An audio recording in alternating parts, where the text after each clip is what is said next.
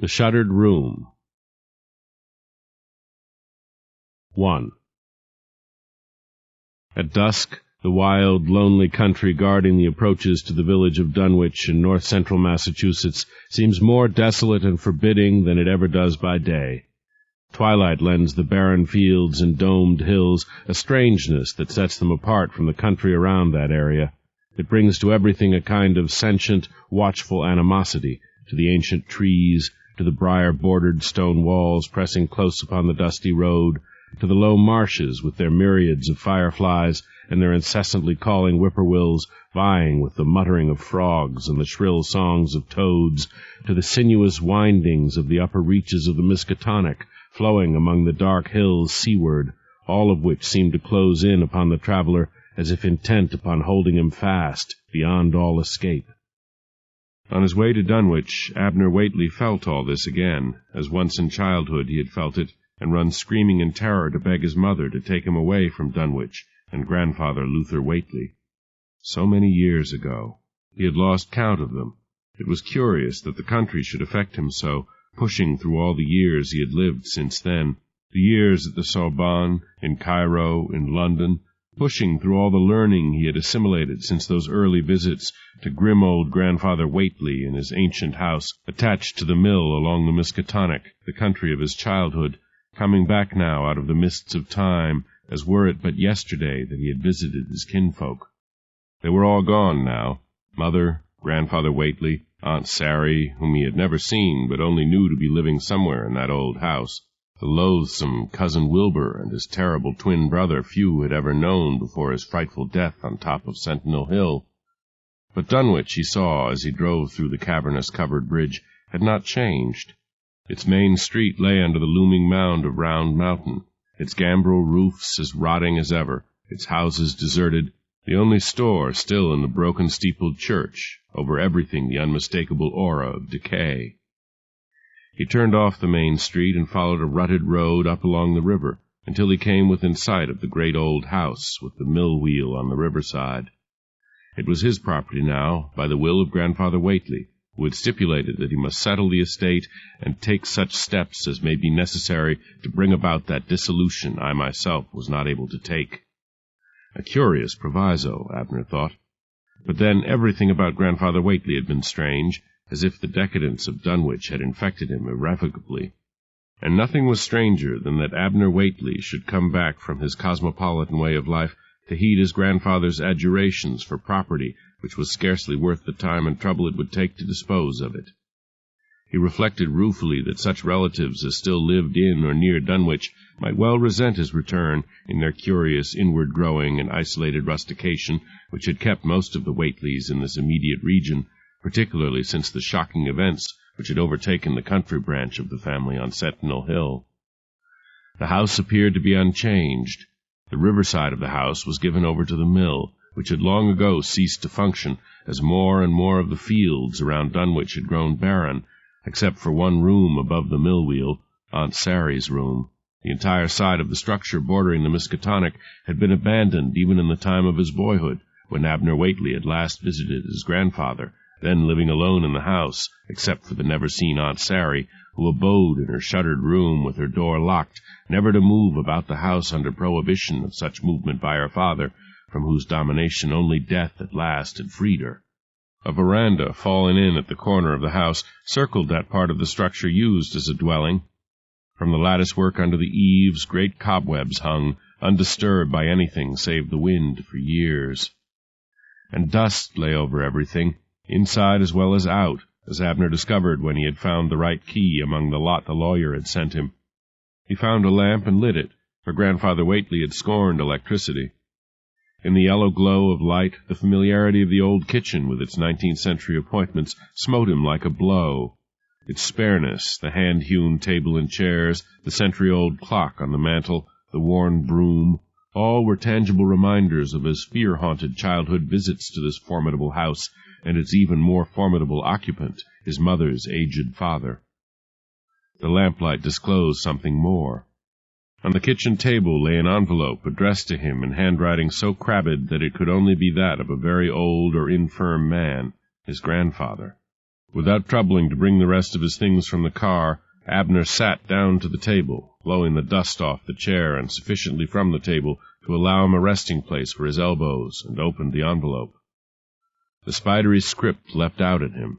The words were as severe as he remembered his grandfather to have been, and abrupt, with no term of endearment, not even the prosaic form of greeting. Grandson, when you read this, I will be some months dead, perhaps more, unless they find you sooner than I believe they will. I have left you a sum of money, all I have and die possessed of, which is in the bank at Arkham under your name now. I do this not alone because you are my own and only grandson, but because among all the Whateleys we are an accursed clan, my boy. You have gone forth into the world and gathered to yourself learning sufficient to permit you to look upon all things with an inquiring mind, ridden neither by the superstition of ignorance nor the superstition of science. You will understand my meaning. It is my wish that at least the mill section of this house be destroyed. Let it be taken apart, board by board. If anything in it lives, I adjure you solemnly to kill it, no matter how small it may be, no matter what form it may have, for if it seems to you human, it will beguile you and endanger your life and God knows how many others. Heed me in this. If I seem to have the sound of madness, pray recall that worse than madness has spawned among the Whateleys. I have stood free of it. It has not been so of all that is mine. There is more stubborn madness in those who are unwilling to believe in what they know not of and deny that such exists than in those of our blood who have been guilty of terrible practices and blasphemy against God and worse. Your grandfather, Luther S. Whately. How like grandfather, thought Abner. He remembered, spurred into memory by this enigmatic, self-righteous communication, how on one occasion, when his mother had mentioned her sister Sarah and clapped her fingers across her mouth in dismay, he had run to his grandfather to ask, "Grandpa, where's Aunt Sary?" The old man had looked at him out of eyes that were basilisk, and answered, "Boy, we do not speak of Sarah here." Aunt Sary had offended the old man in some dreadful way, dreadful at least to that firm disciplinarian, for from that time beyond even Abner Whately's memory, his aunt had been only the name of a woman who was his mother's oldest sister, and who was locked in the big room over the mill and kept forever invisible within those walls, behind the shutters nailed to her windows. It had been forbidden both Abner and his mother even to linger before the door of that shuttered room, though on one occasion Abner had crept up to the door and put his ear against it to listen to the snuffling and whimpering sounds that went on inside, as from some large person, and Aunt Sary, he had decided, must be as large as a circus fat lady, for she devoured so much, judging by the great platters of food, chiefly meat, which she must have prepared herself, since so much of it was raw, carried to the room twice daily by old Luther Whately himself, for there were no servants in that house, and had not been since the time Abner's mother had married, after Aunt Sary had come back, strange and mazed, from a visit to distant kin in Innsmouth. He refolded the letter and put it back into the envelope. He would think of its contents another day. His first need now was to make sure of a place to sleep. He went out and got his 2 remaining bags from the car and brought them to the kitchen. Then he picked up the lamp and went into the interior of the house. The old-fashioned parlor, which was always kept closed against that day when visitors came, and none save Whateleys called upon Whateleys in Dunwich, he ignored. He made his way instead to his grandfather's bedroom. It was fitting that he should occupy the old man's bed now that he, and not Luther Whately, was master here. The large double bed was covered with faded copies of the Arkham Advertiser, carefully arranged to protect the fine cloth of the spread, which had been embossed with an armigerous design, doubtless a legitimate Whately heritage. He set down the lamp and cleared away the newspapers. When he turned down the bed, he saw that it was clean and fresh, ready for occupation. Some cousin of his grandfather's had doubtless seen to this against his arrival after the obsequies. Then he got his bags and transferred them to the bedroom, which was in that corner of the house away from the village. Its windows looked along the river, though they were more than the width of the mill from the bank of the stream. He opened the only one of them, which had a screen across its lower half, then sat down on the edge of the bed, bemused, pondering the circumstances which had brought him back to Dunwich after all these years. He was tired now. The heavy traffic around Boston had tired him. The contrast between the Boston region and this desolate Dunwich country depressed and troubled him. Moreover, he was conscious of an intangible uneasiness. If he had not had need of his legacy to continue his research abroad into the ancient civilizations of the South Pacific, he would never have come here. Yet family ties existed, for all that he would deny them. Grim and forbidding as old Luther Whately had always been, he was his mother's father, and to him his grandson owed the allegiance of common blood. Round Mountain loomed close outside the bedroom. He felt its presence as he had when a boy, sleeping in the room above. Trees, for long untended, pressed upon the house, and from one of them, as this hour of deep dusk, a screech owl's bell-like notes dropped into the still summer air. He lay back for a moment, strangely lulled by the owl's pleasant song. 1,000 thoughts crowded upon him, a myriad memories. He saw himself again as the little boy he was, always half fearful of enjoying himself in these foreboding surroundings, always happy to come and happier to leave. But he could not lie here, however relaxing it was. There was so much to be done before he could hope to take his departure that he could ill afford to indulge himself in rest and make a poor beginning of his nebulous obligation. He swung himself off the bed, picked up the lamp again, and began a tour of the house. He went from the bedroom to the dining room, which was situated between it and the kitchen, a room of stiff, uncomfortable furniture, also handmade, and from there across to the parlor, the door of which opened upon a world far closer in its furniture and decorations to the 18th century than to the 19th, and far removed from the 20th. The absence of dust testified to the tightness of the doors closing the room off from the rest of the house. He went up the open stairs to the floor above, from bedroom to bedroom, all dusty with faded curtains, and showing every sign of having remained unoccupied for many years, even before old Luther Whately died. Then he came to the passage which led to the shuttered room, Aunt Sarah's hideaway, or prison. He could now never learn what it might have been, and on impulse he went down and stood before that forbidden door. No snuffling, no whimpering greeted him now. Nothing at all, as he stood before it, remembering, still caught in the spell of the prohibition laid upon him by his grandfather. But there was no longer any reason to remain under that adjuration. He pulled out the ring of keys and patiently tried one after another in the lock until he found the right one. He unlocked the door and pushed. It swung protestingly open. He held the lamp high. He had expected to find a lady's boudoir, but the shuttered room was startling in its condition. Bedding scattered about, pillows on the floor, the remains of food dried on a huge platter hidden behind a bureau. An odd, ichthic smell pervaded the room, rushing at him with such musty strength that he could hardly repress a gasp of disgust. The room was in a shambles. Moreover, it wore the aspect of having been in such wild disorder for a long, long time. Abner put the lamp on a bureau drawn away from the wall, crossed to the window above the mill wheel, unlocked it, and raised it. He strove to open the shutters before he remembered that they had been nailed shut. Then he stood back, raised his foot, and kicked the shutters out to let a welcome blast of fresh, damp air into the room. He went around to the adjoining outer wall and broke away the shutters from the single window in that wall as well. It was not until he stood back to survey his work that he noticed he had broken a small corner out of the pane of the window above the mill wheel. His quick regret was as quickly repressed in the memory of his grandfather's insistence that the mill and this room above it be torn down or otherwise destroyed. What mattered a broken pane? He returned to take up the lamp again. As he did so, he gave the bureau a shove to push it back against the wall once more. At the same moment he heard a small rustling sound along the baseboard, and looking down, caught sight of a long-legged frog or toad, he could not make out which, vanishing under the bureau. He was tempted to rout the creature out, but he reflected that its presence could not matter. If it had existed in these locked quarters for so long on such cockroaches and other insects as it had managed to uncover, it merited being left alone.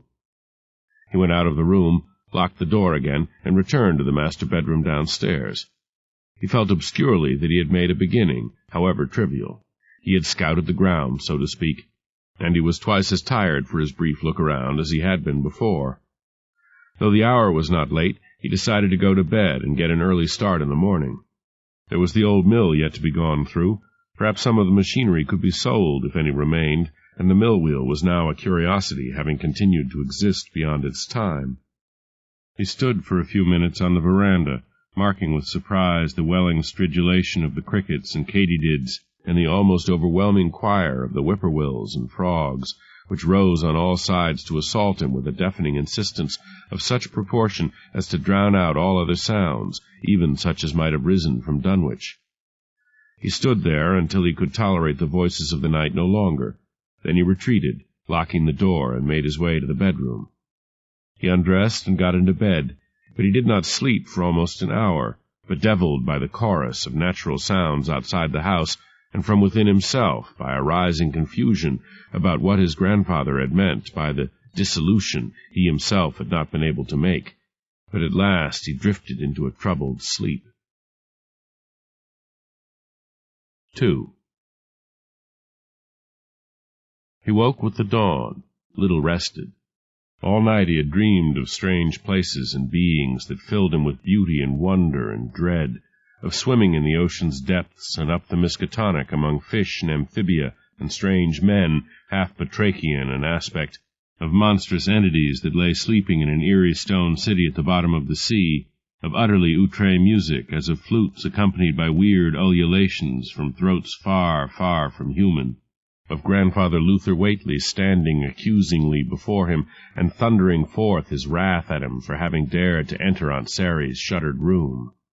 He was troubled, but he shrugged his unease away before the necessity of walking into Dunwich for the provisions he had neglected to bring with him in his haste.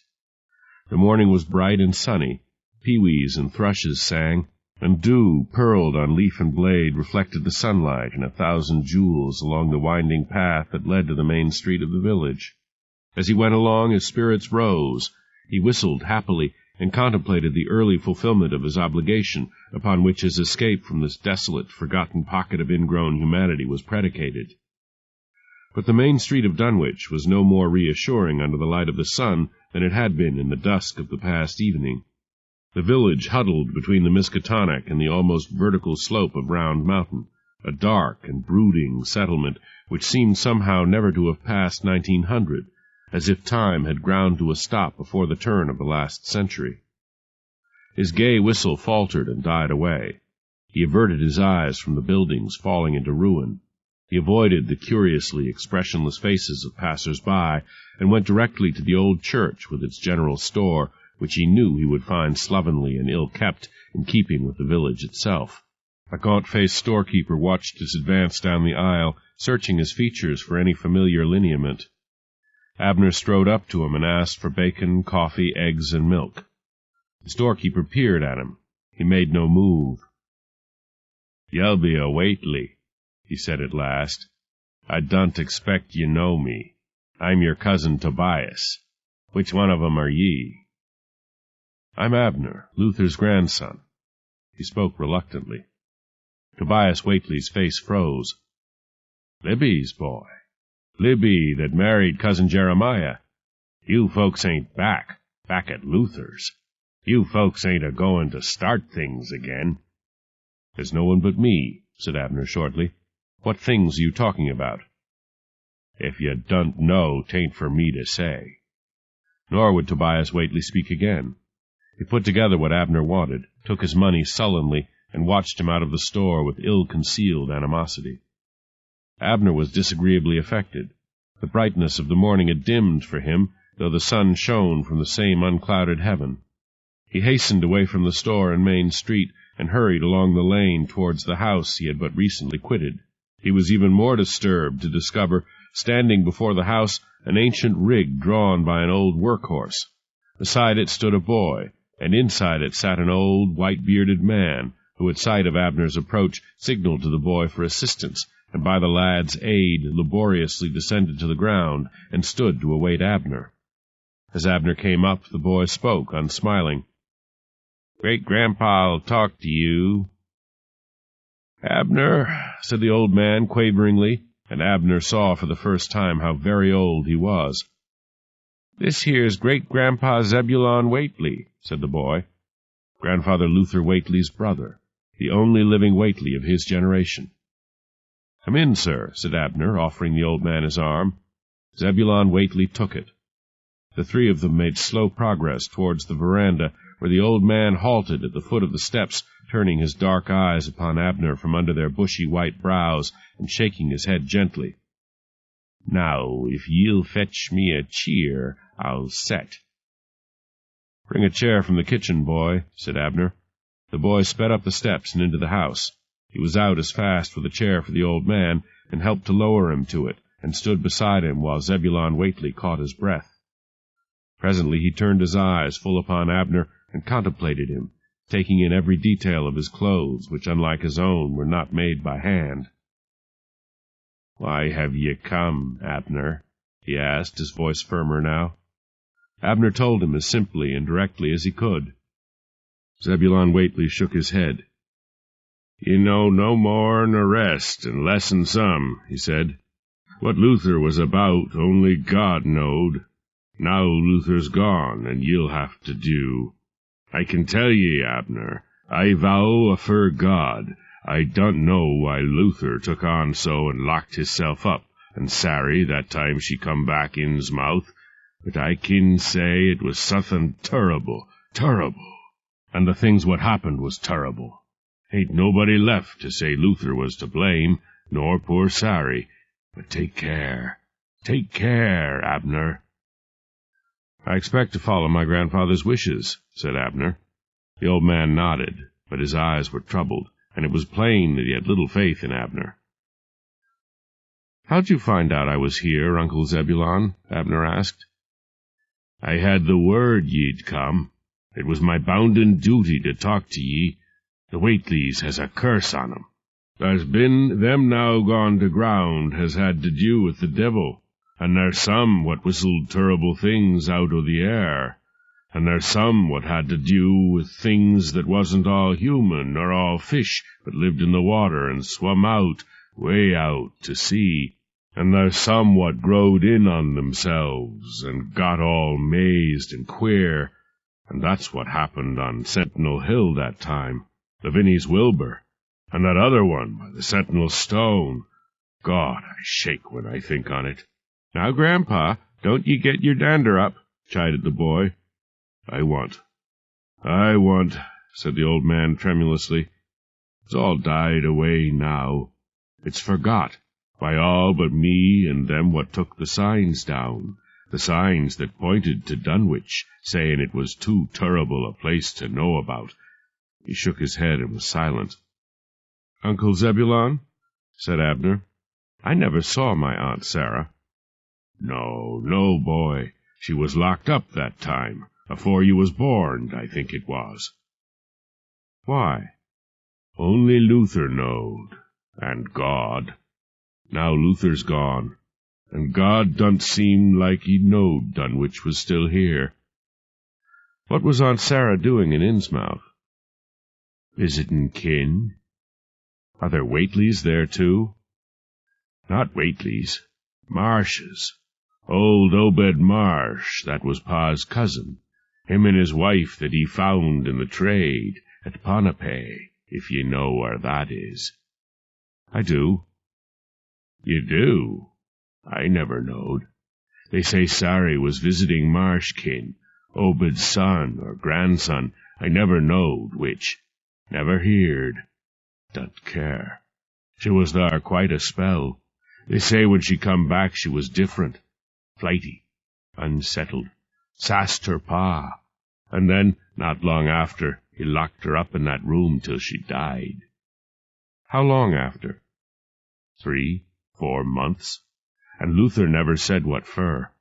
Nobody saw her again after that till the day she was laid out in her coffin. 2 year, might be 3 year ago. There was that time nigh on to a year after she come back from Innsmouth. There was sech goings on here at this house, a-fightin' and a-screamin' and a-screechin'. Most everyone in Dunwich heerd it, but no one went to see what it was. And next day Luther, he said it was only Sary took with a spell. Might be it was. Might be it was suthin' else." "What else, Uncle Zebulon?" "Devil's work," said the old man instantly. "But I forget. You're the edicated one. Ain't many Whateleys ever been edicated. There was Lavinie. She read them terrible books what was no good for her, and Sary, she read some. Them as has only a little learning might's well have none. They ain't fit to handle life with only a little learning. They're fitter with none at all. Abner smiled. Don't ye laugh, boy. I'm not laughing, Uncle Zebulon. I agree with you. Then if ye come face to face with it, you'll know what to do. You won't stop and think. You'll just do. With what? I wished I knowed, Abner. I don't. God knows. Luther knowed. Luther's dead. It comes on me Sary knowed too. Sary's dead. Now nobody knows what terrible thing it was. If I was a prayin' man, I'd pray you don't find out. But if you do, don't stop to figure it out by education. Just do what you have to do. Your grandpa kept a record. Look for it. You might learn what kind of people the Marshes was. They wasn't like us. Something terrible happened to 'em, and might be it reached out and touched Sary. Something stood between the old man and Abner Whately. Something unvoiced, perhaps unknown, but it was something that cast a chill about Abner for all his conscious attempt to belittle what he felt.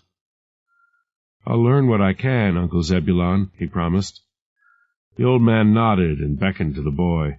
He signified that he wished to rise, to return to the buggy. The boy came running. "If you need me, Abner, send word to Tobias," said Zebulon Whately. "I'll come, if I can." "Thank you." Abner and the boy helped the old man back into the buggy. Zebulon Whately raised his forearm in a gesture of farewell. The boy whipped up the horse, and the buggy drew away. Abner stood for a moment looking after the departing vehicle. He was both troubled and irritated, troubled at the suggestion of something dreadful which lurked beneath Zebulon Whately's words of warning, irritated because his grandfather, despite all his adjurations, had left him so little to act upon. Yet this must have been because his grandfather evidently believed there might be nothing untoward to greet his grandson when at last Abner Whately arrived at the old house. It could be nothing other by way of explanation. Yet Abner was not entirely convinced. Was the matter one of such horror that Abner should not know of it unless he had to, or had Luther Whately laid down a key to the riddle elsewhere in the house? He doubted it. It would not be grandfather's way to seek the devious when he had always been so blunt and direct. He went into the house with his groceries, put them away, and sat down to map out a plan of action. The very first thing to be accomplished was a survey of the mill part of the structure, to determine whether any machinery could be salvaged. Next he must find someone who would undertake to tear down the mill and the room above it. Thereafter he must dispose of the house and adjoining property, though he had a sinking feeling of futility at the conviction that he would never find anyone who would want to settle in so forlorn a corner of Massachusetts as Dunwich. He began at once to carry out his obligations. His search of the mill, however, disclosed that the machinery which had been in it, save for such pieces as were fixed to the running of the wheel, had been removed and presumably sold. Perhaps the increment from the sale was part of that very legacy Luther Whately had deposited in the bank at Arkham for his grandson. Abner was thus spared the necessity of removing the machinery before beginning the planned demolition. The dust in the old mill almost suffocated him. It lay an inch thick over everything, and it rose in great gusts to cloud about him when he walked through the empty, cobwebbed rooms. Dust muffled his footsteps, and he was glad to leave the mill to go around and look at the wheel. He worked his way around the wooden ledge to the frame of the wheel, somewhat uncertain, lest the wood give way and plunge him into the water beneath. But the construction was firm, the wood did not give, and he was soon at the wheel. It appeared to be a splendid example of middle 19th century work. It would be a shame to tear it apart, thought Abner. Perhaps the wheel could be removed, and a place could be found for it either in some museum or in some one of those buildings which were forever being reconstructed by wealthy persons interested in the preservation of the American heritage. He was about to turn away from the wheel when his eye was caught by a series of small wet prints on the paddles. He bent closer to examine them, but, apart from ascertaining that they were already in part dried, he could not see in them more than marks left by some small animal, probably batrachian, a frog or a toad, which had apparently mounted the wheel in the early hours before the rising of the sun. His eyes, raising, followed the line of the wheel to the broken-out shutters of the room above. He stood for a moment thinking. He recalled the batrachian creature he had glimpsed along the baseboard of the shuttered room. Perhaps it had escaped through the broken pane, or, more likely, perhaps another of its kind had discovered its presence and gone up to it. A faint apprehension stirred in him, but he brushed it away in irritation that a man of his intelligence should have been sufficiently stirred by the aura of ignorant, superstitious mystery clinging to his grandfather's memory to respond to it. Nevertheless, he went around and mounted the stairs to the shuttered room.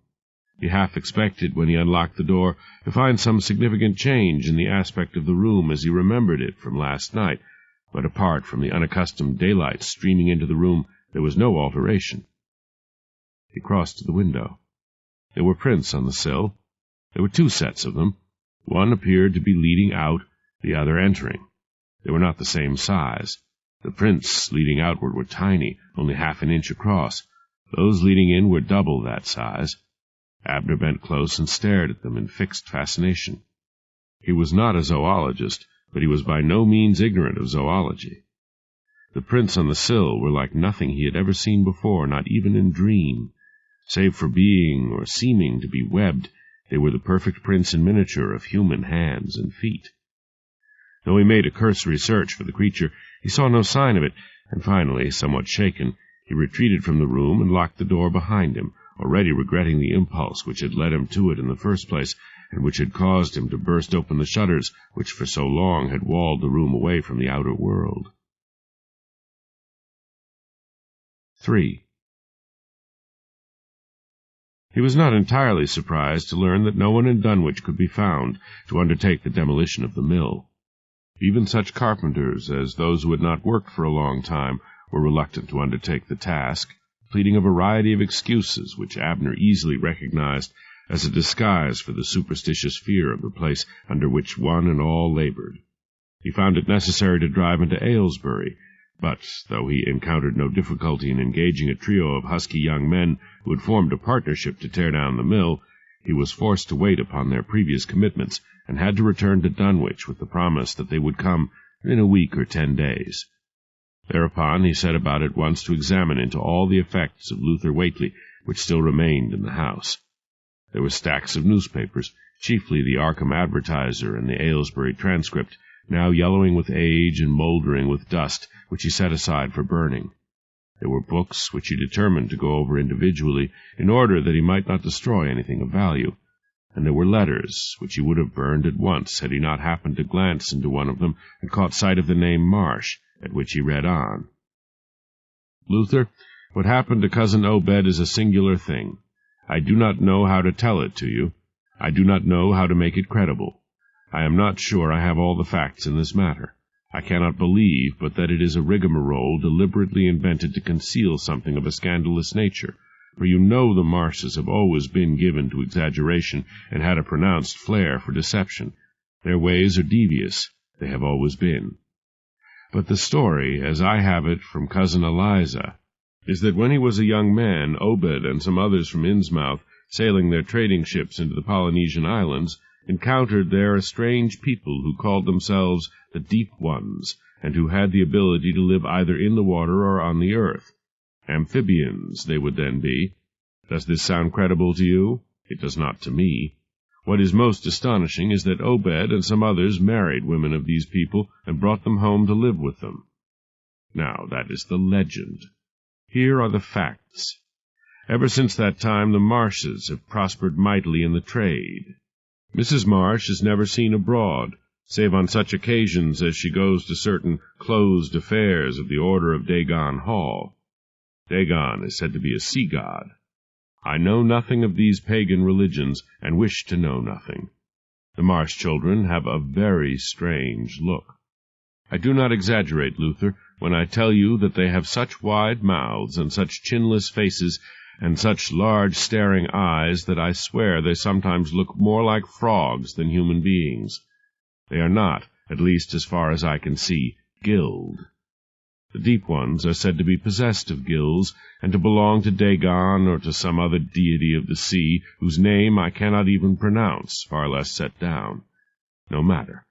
It is such a rigmarole as the marshes might well invent to serve their purposes, but by God, Luther, judging by the way the ships Captain Marsh has in the East India trade keep afloat without a smitchin of damage done to them by storm or wear, the brigantine Columbia, the bark Sumatra Queen, the brig Hetty, and some others, it might also seem that he has made some sort of bargain with Neptune himself. Then there are all the doings off the coast where the Marshes live. Night swimming. They swim way out off Devil Reef, which, as you know, is 1.5 miles out from the harbor here at Innsmouth. People keep away from the Marshes, except the Martins and some such others among them who were also in the East India trade. Now that Obed is gone, and I suppose Mrs. Marsh may be also, since she is no longer seen anywhere, the children and the grandchildren of old Captain Obed follow in his strange ways. The letter dwindled down to commonplaces about prices, ridiculously low figures seen from this vantage of over half a century later, for Luther Whately must have been a young man, unmarried, at the time this letter had been written to him by Uriah, a cousin of whom Abner had never heard.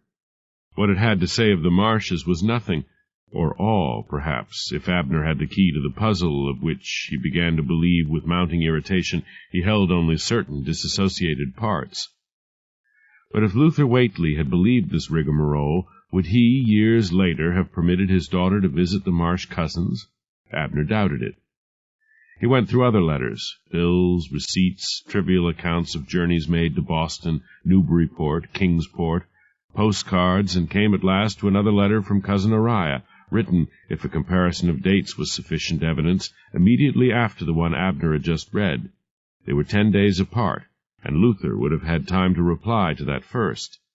Abner opened it eagerly. The first page was an account of certain small family matters pertinent to the marriage of another cousin, evidently a sister of Uriah's. The second, a speculation about the future of the East India trade, with a paragraph about a new book by Whitman, evidently Walt, but the third was manifestly an answer to something Grandfather Whately had evidently written concerning the Marsh branch of the family. Well, Luther, you may be right in this matter of race prejudice as responsible for the feeling against the Marshes. I know how people here feel about other races. It is unfortunate, perhaps, but such is their lack of education that they find much room for such prejudices. But I am not convinced that it is all due to race prejudice. I don't know what kind of race it is that would give the Marshes after Obed that strange look. The East India people, such as I have seen and recall from my early days in the trade, have features much like our own, and only a different color to the skin. Copper, I would call it.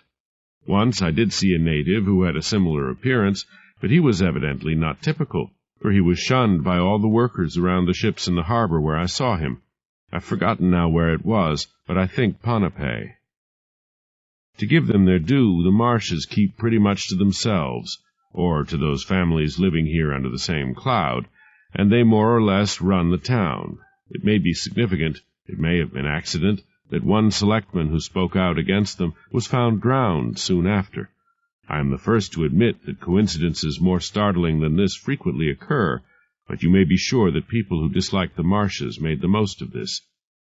But I know how your analytical mind is cold to such talk. I will spare you more of it. Thereafter not a word. Abner went through bundles of letters in vain. What Uriah wrote in subsequent letters dealt scrupulously with family matters of the utmost triviality. Luther Whately had evidently made his displeasure with mere gossip clear. Even as a young man, Luther must have been strictly self-disciplined. Abner found but one further reference to any mystery at Innsmouth.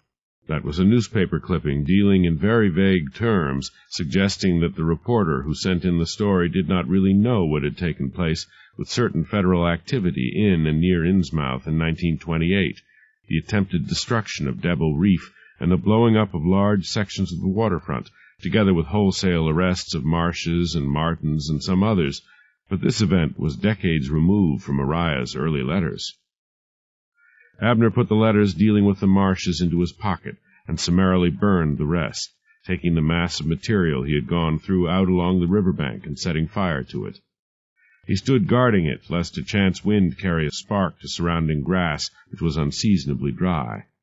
He welcomed the smell of the smoke, however, for a certain dead odor lingered along the river bank, rising from the remains of fish upon which some animal had feasted, An otter, he thought. As he stood beside the fire, his eyes roved over the old Whately building, and he saw, with a rueful reflection, that it was high time the mill were coming down, that several panes of the window he had broken in the room that had been Aunt Sary's, together with a portion of the frame, had fallen out. Fragments of the window were scattered on the paddles of the mill wheel. By the time the fire was sufficiently low to permit his leaving it, the day was drawing to a close. He ate a meagre supper, and, having had his fill of reading for the day, decided against attempting to turn up his grandfather's record, of which Uncle Zebulon Whately had spoken, and went out to watch the dusk and the night from the veranda, hearing again the rising chorus of the frogs and whippoorwills. He retired early, unwontedly weary. Sleep, however, would not come. For one thing, the summer night was warm. Hardly a breath of air stirred. For another, even above the ululation of the frogs and the demoniac insistence of the whippoorwills, sounds from within the house invaded his consciousness, the creaks and groans of a many-timbered house settling in for the night. A peculiar scuffling or shuffling sound, half drag, half hop, which Abner laid to rats, which must abound in the mill section of the structure, and indeed the noises were muffled, and seemed to reach him as from some distance, and, at one time, the cracking of wood and the tinkle of glass, which Abner guessed very probably came from the window above the mill wheel. The house was virtually falling to pieces about him. It was as if he served as a catalytic agent to bring about the final dissolution of the old structure. This concept amused him, because it struck him that, willy-nilly, he was carrying out his grandfather's adjuration, and so bemused he fell asleep. He was awakened early in the morning by the ringing of the telephone, which he had had the foresight to have connected for the duration of his visit to Dunwich. He had already taken down the receiver from the ancient instrument attached to the wall before he realized that the call was on a party line and not intended for him. Nevertheless, the woman's voice that leapt out at him burst upon his ear with such screaming insistence that he remained frozen to the telephone. "I tell ye, Miss Corry, I heard things last night. The ground was a-talkin' again, and long about midnight I heerd that scream. I never figured a cow'd scream that way, just like a rabbit, only deeper. That was Looty Sawyer's cow. They found her this morning, more'n half et by animals." "Miss Bishop, you don't s'pose—" "It's come back." "I don't know. I hope to God it ain't, but it's the same as the last time." "Was it jest that one cow took?" "Jest the one. I ain't heerd about no more, but that's how it begun the last time, Miss Corry." Quietly Abner replaced the receiver. He smiled grimly at this evidence of the rampant superstitions of the Dunwich natives. He had never really known the depths of ignorance and superstition in which dwellers in such out-of-the-way places as Dunwich lived, and this manifestation of it was, he was convinced, but a mild sample. He had little time, however, to dwell upon the subject, for he had to go into town for fresh milk, and he strode forth into the morning of sun and clouds with a certain feeling of relief at such brief escape from the house. Tobias Whately was uncommonly sullen and silent at Abner's entrance. Abner sensed not only resentment, but a certain tangible fear. He was astonished. To all Abner's comments Tobias replied in muttered monosyllables. Thinking to make conversation, he began to tell Tobias what he had overheard on the party line. "I know it," said Tobias curtly, for the first time gazing at Abner's face with naked terror. Abner was stunned into silence. Terror vied with animosity in Tobias's eyes. His feelings were plain to Abner before he dropped his gaze and took the money Abner offered in payment. "You seen Zebulon?" he asked in a low voice. "He was at the house," said Abner. "You talked to him?" "We talked." It seemed as if Tobias expected that certain matters had passed between them, but there was that in his attitude that suggested he was puzzled by subsequent events, which seemed to indicate that Zebulon had not told him what Tobias had expected the old man to tell him, or else that Abner had disregarded some of his uncle's advice. Abner began to feel completely mystified. Added to the superstitious talk of the natives on the telephone, to the strange hints Uncle Zebulon had dropped, this attitude of his cousin Tobias filled him with utter perplexity. Tobias, no more than Zebulon, seemed inclined to come out frankly and put into words what lay behind his sullen features. Each acted as if Abner, as a matter of course, should know. In his bafflement he left the store, and walked back to the Whately house, determined to hasten his tasks as much as he could, so that he might get away from this forgotten hamlet, with its queer, superstition-ridden people, for all that many of them were his relatives. To that end he returned to the task of sorting his grandfather's things as soon as he had had his breakfast, of which he ate very little, for his disagreeable visit to the store had dulled the appetite which he had felt when he had set out for the store earlier. It was not until late afternoon that he found the record he sought, an old ledger in which Luther Whately had made certain entries in his crabbed hand. 4. By the light of the lamp, Abner sat down to the kitchen table after he had had a small repast, and opened Luther Whately's ledger. The opening pages had been torn out, but from an examination of the fragments of sheets still attached to the threads of the sewing, Abner concluded that these pages were purely of accounts, as if his grandfather had taken up an old, not completely used account book for a purpose other than keeping accounts, and had removed such sheets as had been more prosaically utilized. From the beginning the entries were cryptic. They were undated except for the day of the week. This Saturday Uriah answered my inquiry. S. was seen 7 times with Ralsa Marsh. Obed's great-grandson swam together by night. Such was the first entry, clearly pertaining to Aunt Sary's visit to Innsmouth, about which grandfather had plainly inquired of Uriah. Something had impelled Luther to make such inquiry. From what he knew of his grandfather's character, Abner concluded that the inquiry had been made after Sary had returned to Dunwich. Why? The next entry was pasted in, and was clearly part of a typewritten letter received by Luther Whately. Ralsa Marsh is probably the most repellent of all the family. He is almost degenerate in his looks. I know you have said that it was Libby of your daughters who was the fairest. Even so, we cannot imagine how Sarah came to take up with someone who was so repulsive as Ralsa, in whom all those recessive characteristics which have been seen in the Marsh family after Obed's strange marriage to that Polynesian woman. The Marshes have denied that Obed's wife was Polynesian, but of course he was trading there at that time, and I don't credit those stories about that uncharted island where he was supposed to have dallied, seem to have come to fullest fruit. As far as I can now ascertain, after all, it is over 2 months, close to 4, I think, since her return to Dunwich. They were constantly together. I am surprised that Uriah did not inform you of this. None of us here had any mandate to halt Sarah's seeing Ralsa, and after all, they are cousins, and she was visiting at Marsh's, not here. Abner judged that this letter had been written by a woman, also a cousin, who bore Luther some resentment for Sarah's not having been sent to stay with her branch of the family. Luther had evidently made inquiry of her regarding Ralsa. The third entry was once again in Luther's hand, summarizing a letter from Uriah. Saturday. Uriah maintains Deep Ones, a sect or quasi-religious group. Subhuman, said to live in the sea and worship Dagon, another god named Thulu. Guild people, resembling frogs or toads more than fish, but eyes ichthyc. Claims Obed's late wife was one. Holds that Obed's children all bore the marks. Marsh's guild? How else could they swim 1.5 miles to Devil Reef and back? Marshes eat sparingly, can go without food and drink a long time, diminish or expand in size rapidly. To this Luther had appended 4 scornful exclamation marks. Zadok Allen swears he saw Sarah swimming out to Devil Reef, Marshes carrying her along, all naked. Swears he saw Marshes with tough, warty skin, some with scales, like fish. Swears he saw them chase and eat fish, tear them apart like animals. The next entry was again a portion of a letter, patently a reply to one from Grandfather Whately. You ask who is responsible for those ridiculous tales about the Marshes. Well, Luther, it would be impossible to single out any 1 or a dozen people over several generations.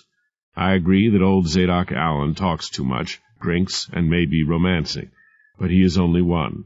The fact is, this legendary, or rigmarole, as you call it, has grown up from one generation to the next. Through 3 generations, You have only to look at some of the descendants of Captain Obed to understand why this could have come about. There are some Marsh offspring said to have been too horrible to look upon. Old wives' tales? Well, Dr. Rowley Marsh was too ill to attend one of the Marsh women one time, so they had to call Dr. Gilman, and Gilman always said that what he delivered was less than human. And nobody ever saw that particular Marsh, though there were people later who claimed to have seen things moving on two legs that weren't human. Following this, there was but a brief but revealing entry in 2 words: punished Sarah. This must then mark the date of Sarah Whately's confinement to the room above the mill. For some time after this entry there was no mention of his daughter in Luther's script. Instead, his jottings were not dated in any way, and judging by the difference in the color of the ink, were made at different times, though run together. Many frogs seemed to bear in on the mill, seemed to be more than in the marshes across the Miskatonic. Sleeping difficult. Are whippoorwills on the increase too, or is this imagination? Counted 37 frogs at the porch steps tonight. There were more entries of this nature. Abner read them all, but there was no clue in them to what the old man had been getting at. Luther Whately had thereafter kept book on frogs, fog, fish, and their movements in the Miskatonic, when they rose and leaped from the water, and so on. This seemed to be unrelated data, and was not in any way connected to the problem of Sarah. There was another hiatus after this series of notes, and then came a single underscored entry. Uriah was right. But about what had Uriah been right, Abner wondered. And how had Luther Whately learned that Uriah had been right? There was no evidence that Uriah and Luther had continued their correspondence, or even that Uriah desired to write to the crotchety Luther without a letter of direct inquiry from Luther. There followed a section of the record to which newspaper clippings had been pasted. These were clearly unrelated, but they did establish for Abner the fact that somewhat better than a year had passed before Luther's next entry, one of the most puzzling Abner found. Indeed, the time hiatus seemed to be closer to 2 years. R. out again. If Luther and Sarah were the only people in the house, who was R? Could it have been Ralston Marsh come to visit? Abner doubted it, for there was nothing to show that Ralston Marsh harbored any affection for his distant cousin, or certainly he would have pursued her before this. The next notation seemed to be unrelated. 2 turtles, 1 dog, remains of woodchuck, bishops, 2 cows found on the Miskatonic end of the pasture. A little further along, Luther had set down further such data. After 1 month, a total of 17 cattle, 6 sheep, hideous alterations, size commensurate with amount of food. Z over, anxious about talk going around. Could Z stand for Zebulon? Abner thought it did. Evidently, then, Zebulon had come in vain, for he had left him, Abner, with only vague and uncertain hints about the situation at the house when Aunt Sarah was confined to the shuttered room. Zebulon, on the evidence of such conversation as he had shared with Abner, knew less than Abner himself did after reading his grandfather's record. But he did know of Luther's record, so Luther must have told him he had set down certain facts. These notations, however, were more in the nature of notes for something to be completed later. They were unaccountably cryptic, unless one had the key of basic knowledge which belonged to Luther Whately, but a growing sense of urgency was clearly manifest in the old man's further entries. Ada Wilkerson gone, trace of scuffle, strong feeling in Dunwich. John Sawyer shook his fist at me, safely across the street where I couldn't reach him. Monday, Howard Willie this time. They found 1 shoe with the foot still in it. The record was now near its end. Many pages, unfortunately, had been detached from it, some with violence, but no clue remained as to why this violence had been done to Grandfather Whately's account. It could not have been done by anyone but Luther himself. Perhaps, thought Abner, Luther felt he had told too much, and intended to destroy anything which might put a later reader on the track of the true facts regarding Aunt Sarah's confinement for the rest of her life. He had certainly succeeded. The next entry once again referred to the elusive R. R back at last, then nailed the shutters to the windows of Sarah's room, and at last Once he has lost weight, he must be kept on a careful diet and to a controllable size. In a way, this was the most enigmatic entry of them all. Was he also R? If so, why must he be kept on a careful diet, and what did Luther Whately mean by controlling his size? There was no ready answer to these questions in such material as Abner had read thus far, either in this record, or the fragmentary account still left in the record, or in letters previously perused. He pushed away the record book, resisting an impulse to burn it. He was exasperated, all the more so because he was uneasily aware of an urgent need to learn the secret embalmed within this old building. The hour was now late. Darkness had fallen some time ago, and the ever-present clamor of the frogs and the whippoorwills had begun once more, rising all around the house. Pushing from his thoughts briefly the apparently unconnected jottings he had been reading, he called from his memory the superstitions of the family, representing those prevalent in the countryside, associating frogs and the calling of whippoorwills and owls with death, and from this meditation progressed readily to the amphibian link which presented itself. The presence of the frogs brought before his mind's eye a grotesque caricature of one of the Marsh clan of Innsmouth, as described in the letters Luther Whately had saved for so many years. Oddly, this very thought, for all that it was so casual, startled him. The insistence of frogs and toads on singing and calling in the vicinity was truly remarkable. Yet batrachia had always been plentiful in the Dunwich vicinity, and he had no way of knowing for how long a period before his arrival they had been calling about the old Whately house. He discounted the suggestion that his arrival had anything at all to do with it. More than likely, the proximity of the Miskatonic and a low, swampy area immediately across the river on the edge of Dunwich accounted for the presence of so many frogs. His exasperation faded away. His concern about the frogs did likewise. He was weary. He got up and put the record left by Luther Whately carefully into one of his bags, intending to carry it away with him and to puzzle over it until some sort of meaning came out of it. Somewhere there must exist a clue. If certain horrible events had taken place in the vicinity, something more in the way of a record must exist than Luther Whately's spare notes. It would do no good to inquire of Dunwich people. Abner knew they would maintain a close-mouthed silence before an outsider like himself, for all that he was related to many of them. It was then that he thought of the stacks of newspapers, still set aside to be burned. Despite his weariness, he began to go through packs of the Aylesbury Transcript, which carried from time to time a Dunwich department.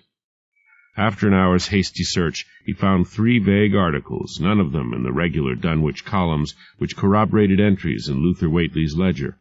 The first appeared under the heading, "Wild Animals Slays Stock Near Dunwich."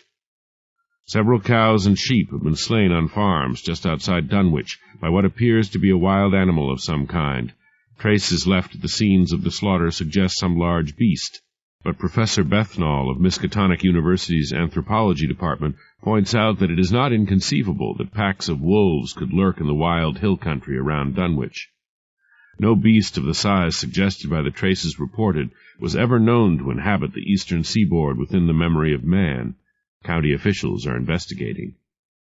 Search as he might, Abner could find no follow-up story. He did, however, come upon the story of Ada Wilkerson.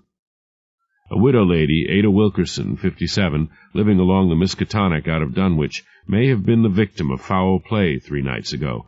When she failed to visit a friend by appointment in Dunwich, her home was visited. No trace of her was found. However, the door of her house had been broken in, and the furniture had been wildly thrown about, as if a violent struggle had taken place. A very strong musk is said to have pervaded the entire area. Up to press time today, Mrs. Wilkerson has not been heard from. 2 subsequent paragraphs reported briefly that authorities had not found any clue to Mrs. Wilkerson's disappearance. The account of a large animal was resurrected lamely, and Professor Bethnal's beliefs on the possible existence of a wolf pack, but nothing further, for investigation had disclosed that the missing lady had neither money nor enemies, and no one would have had any motive for killing her. Finally, there was the account of Howard Willie's death, headed "Shocking Crime at Dunwich." Sometime during the night of the 21st, Howard Willie, 37, a native of Dunwich, was brutally slain as he was on his way home from a fishing trip along the upper reaches of the Miskatonic. Mr. Willie was attacked about half a mile past the Luther Whately property as he walked through an arbored lane. He evidently put up a fierce fight, for the ground is badly torn up in all directions. The poor fellow was overcome, and must have been literally torn limb from limb, for the only physical remains of the victim consisted of his right foot, still encased in its shoe. It had evidently been cruelly torn from his leg by great force. Our correspondent in Dunwich advises us that people there are very sullen and in a great rage of anger and fear. They suspect many of their number of being at least partly to blame, though they stoutly deny that anyone in Dunwich murdered either Willie or Mrs. Wilkerson, who disappeared a fortnight ago, and of whom no word has since been heard. The account concluded with some data about Willie's family connections. Thereafter, subsequent editions of the transcript were distinguished only for the lack of information about the events which had taken place in Dunwich, where authorities and reporters alike apparently ran up against blank walls and the stolid refusal of the natives to talk or even speculate about what had happened. There was, however, one insistent note which recurred in the comments of investigators relayed to the press, and that was that such trail or track as could be seen appeared to have disappeared into the waters of the Miskatonic, suggesting that if an animal were responsible for the orgy of slaughter which had occurred at Dunwich, it may have come from and returned to the river. Though it was now close to midnight, Abner massed the discarded newspapers together and took them out to the river bank, where he set them on fire, having saved only torn pages relative to the occurrences at Dunwich. The air being still, he did not feel obliged to watch the fire, since he had already burned a considerable area, and the grass was not likely to catch on fire. As he started away, he heard suddenly above the ululation of the whippoorwills and frogs, now at a frenzied crescendo, the tearing and breaking sound of wood. He thought at once of the window of the shuttered room and retraced his steps. In the very dim light flickering towards the house from the burning newspapers, it seemed to Abner that the window gaped wider than before. Could it be that the entire mill part of the house was about to collapse? Then, out of the corner of his eye, he caught sight of a singularly formless moving shadow just beyond the mill wheel, and a moment later heard a churning sound in the water. The voices of the frogs had now risen to such a volume that he could hear nothing more. He was inclined to dismiss the shadow as the creation of the wild flames leaping upward from the fire. The sound in the water might well have been that of the movement made by a school of fish darting forward in concert. Nevertheless, he thought it would do no harm to have another look at Aunt Sarah's room. He returned to the kitchen, took the lamp, and mounted the stairs. He unlocked the door of the shuttered room, threw open the door, and was almost felled by the powerful musk which pushed hallward. The smell of the Miskatonic, of the marshes, the odor of that slimy deposit left on the stones and sunken debris when the Miskatonic receded to its low water stage, the cloying pungence of some animal lairs, all these were combined in the shuttered room. Abner stood for a moment wavering on the threshold. True, the odor in the room could have come in through the open window. He raised the lamp so that more of its light fell upon the wall above the mill wheel. Even from where he stood it was possible to see that not only was all the window itself now gone, but so was the frame. Even at this distance it was manifest that the frame had been broken out from inside. He fell back, slammed the door shut, locked it, and fled downstairs with the shell of his rationalizations tumbling about him. 5. Downstairs he fought for self-control. What he had seen was but one more detail added to the proliferating accumulation of seemingly unrelated data upon which he had stumbled ever since his coming to his grandfather's home. He was convinced now that, however unlikely it had at first seemed to him, all these data must be related. What he needed to learn was the one basic factor element which bound them together. He was badly shaken, particularly because he had the uneasy conviction that he did indeed have all the facts he needed to know, that it was his scientific training which made it impossible for him to make the primary assumption, to state the premise which the facts before him would inevitably prove. The evidence of his senses told him that something laired in that room, some bestial creature. It was folly to assume that odors from outside could so permeate Aunt Sarah's old room and not be noticeable outside the kitchen and at the windows of his own bedroom. The habit of rational thinking was strong in him. He took out Luther Whately's final letter to him once more and read it again. That was what his grandfather had meant when he had written, You have gone forth into the world and gathered to yourself learning sufficient to permit you to look upon all things with an inquiring mind, ridden neither by the superstition of ignorance nor the superstition of science. Was this puzzle, with all its horrible connotations, beyond rationalization? The wild ringing of the telephone broke in upon his confused thoughts. Slipping the letter back into his pocket, he strode rapidly to the wall and took the receiver off the hook.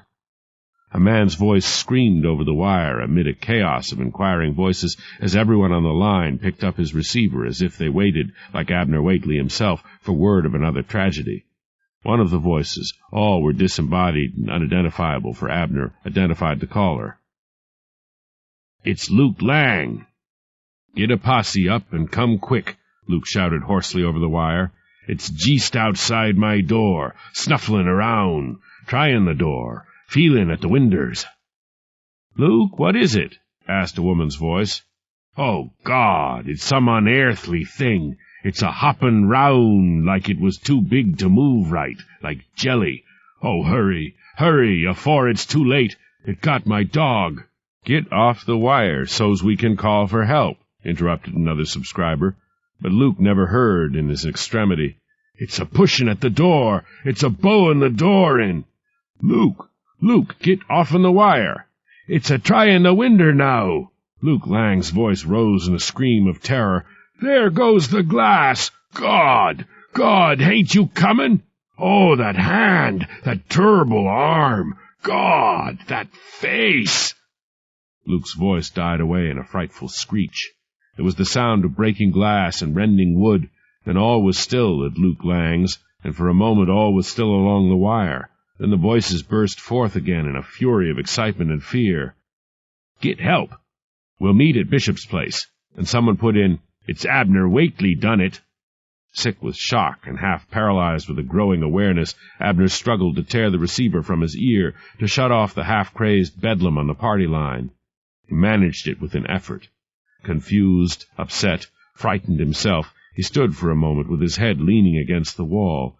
His thoughts seethed around but one central point, the fact that the Dunwich rustics considered him somehow responsible for what was happening, and their conviction, he knew intuitively, was based on more than the countryman's conventional distrust of the stranger. He did not want to think of what had happened to Luke Lang and to those others. Luke's frightened, agonized voice still rang in his ears. He pulled himself away from the wall and was stumbling over one of the kitchen chairs. He stood for a moment beside the table, not knowing what to do, but as his mind cleared a little, he thought only of escape. Yet he was caught between the desire to get away and the obligation to Luther Whately he had not yet fulfilled. But he had come. He had gone through the old man's things, all save the books. He had made arrangements to tear down the mill part of the house. He could manage its sale through some agency. There was no need for him to be present. Impulsively, he hastened to the bedroom, threw such things as he had unpacked together with Luther Whately's note-filled ledger into his bags and carried them out to his car. Having done this, however, he had second thoughts. Why should he take flight? He had done nothing. No guilt of any kind rested upon him. He returned to the house. All was still, save for the unending chorus of frogs and whippoorwills. He stood briefly undecided. Then he sat down at the table and took out Grandfather Whately's final letter to read it once more. He read it over carefully, thoughtfully. What had the old man meant when, in referring to the madness that had spawned among the Whateleys, he had said, "It has not been so of all that is mine," though he himself had kept free of that madness? Grandmother Whately had died long before Abner's birth. His Aunt Julia had died as a young girl.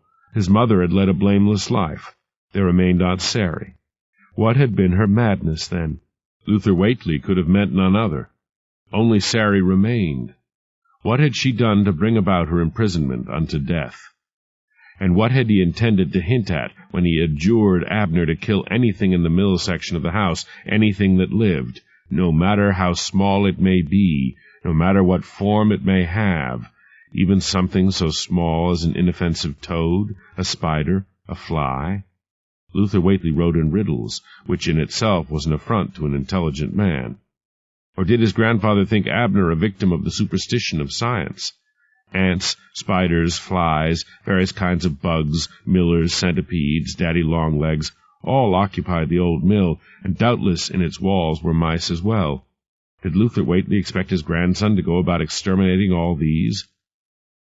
Behind him suddenly something struck the window. Glass fragmented to the floor, together with something heavy. Abner sprang to his feet and whirled around. From outside came the sound of running footsteps. A rock lay on the floor amid the shattered glass. There was a piece of store paper tied to it by common store string. Abner picked it up, broke the string, and unfolded the paper. Crude lettering stared up at him. "Get out before ye get kilt." Store paper and string. It was not meant so much as a threat as a well-intentioned warning, and it was clearly the work of Tobias Whately, thought Abner. He tossed it contemptuously to the table. His thoughts were still in turmoil, but he had decided that precipitate flight was not necessary. He would stay, not only to learn if his suspicions about Luke Lang were true, as if the evidence of the telephone left room for doubt, but also to make a final attempt to fathom the riddle Luther Whately had left behind. He put out the light and went in darkness to the bedroom, where he stretched out fully clothed upon the bed. Sleep, however, would not come. He lay probing the maze of his thoughts, trying to make sense out of the mass of data he had accumulated, seeking always that basic fact which was the key to all the others. He felt sure it existed. Worse, he was positive that it lay before his eyes. He had but failed to interpret it or to recognize it. He had been lying there scarcely half an hour when he heard, rising above the pulsating choir of the frogs and whippoorwills, a splashing from the direction of the Miskatonic, an approaching sound, as if a large wave were washing up the banks on its seaward way. He sat up listening, but even as he did so the sound stopped, and another took its place, one he was loath to identify, and yet could define as no other than that of someone trying to climb the mill wheel. He slid off the bed and went out of the room. From the direction of the shuttered room came a muffled, heavy falling sound, then a curious, choking whimpering that sounded horribly like a child at a great distance trying to call out. Then all was still, and it seemed that even the noise and clamor of the frogs diminished and fell away. He returned to the kitchen and lit the lamp. Pooled in the yellow glow of light, Abner made his way slowly up the stairs towards the shuttered room. He walked softly, carefully, to make no sound. Arriving at the door, he listened. At first he heard nothing.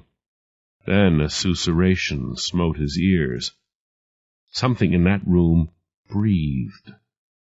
Fighting back his fear, Abner put the key in the lock and turned it. He flung open the door and held the lamp high. Shock and horror paralyzed him. There, squatting in the midst of the tumbled bedding from that long-abandoned bed, sat a monstrous, leathery-skinned creature that was neither frog nor man, one gorged with food, with blood still slavering from its batrachian jaws and upon its webbed fingers, a monstrous entity that had strong, powerfully long arms, grown from its bestial body like those of a frog, and tapering off into a man's hands, save for the webbing between the fingers. The tableau held for only a moment. Then, with a frenzied, growling sound,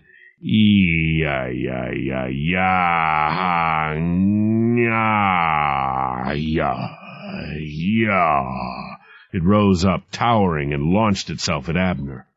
His reaction was instantaneous, born of terrible, shattering knowledge. He flung the kerosene-filled lamp with all his might straight at the thing reaching towards him. Fire enveloped the thing. It halted and began to tear frantically at its burning body, unmindful of the flames rising from the bedding behind it and the floor of the room, and at the same instant the caliber of its voice changed from a deep growling to a shrill, high wailing. "Mama! Mama! Mama!" Abner pulled the door shut and fled. Down the stairs, half falling, through the rooms below with his heart pounding madly, and out of the house.